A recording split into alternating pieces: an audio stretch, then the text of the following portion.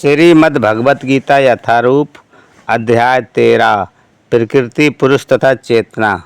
श्लोक 13.20 प्रकृतिम पुरुषम च एव विद्धि अनादि उभौ अपि विकारांच गुणांच एव विद्धि प्रकृति संभवान्। भावार्थ, प्रकृति तथा जीवों को अनादि समझना चाहिए।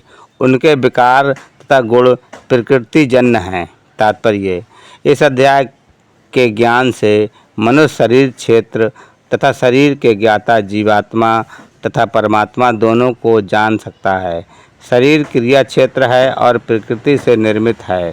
शरीर के भीतर बद्ध तथा उसके कार्यों का भोग करने वाला आत्मा ही पुरुष या जीव है। वह ज्ञाता है और इसके अतिरिक्त भी दूसरा ज्ञाता होता है जो परमात्मा है। निसंदेह ये समझना चाहिए कि परमात्मा तथा आत्मा एक ही भगवान की विभिन्न अभिव्यक्तियां हैं।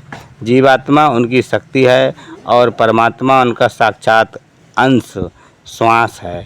प्रकृति तथा जीव दोनों ही नित्य हैं। तात्पर्य यह है कि वे सृष्टि के पहले से विद्यमान हैं।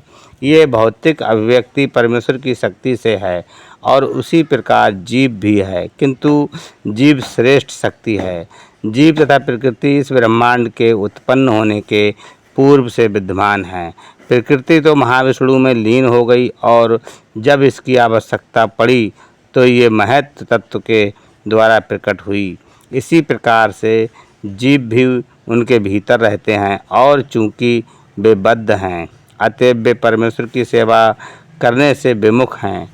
इस तरह उन्हें वैकुंठ लोक में प्रविष्ट होने दिया गया था, लेकिन प्रकृति के व्यक्त होने पर उन्हें भौतिक जगत में पुनः कर्म करने और वैकुंठ लोक में प्रवेश करने की तैयारी करने का अवसर दिया जाता है।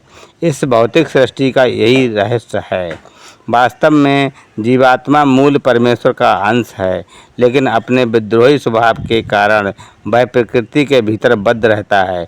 इसका कोई महत्व नहीं है कि ये जीव या श्रेष्ठ जीव किस प्रकार प्रकृति के संपर्क में आए, किंतु भगवान जानते हैं कि ऐसा कैसे और क्यों हुआ। शास्त्रों में भगवान का वचन है कि जो लोग प्रकृति द्वारा आकृष्ट हैं वे कठिन जीवन संघर्ष कर रहे हैं। लेकिन इन कुछ लोगों के वर्णनों से ये निश्चित समझ लेना होगा कि प्रकृति के 3 गुणों के द्वारा उत्पन्न विकार प्रकृति की ही उपज है।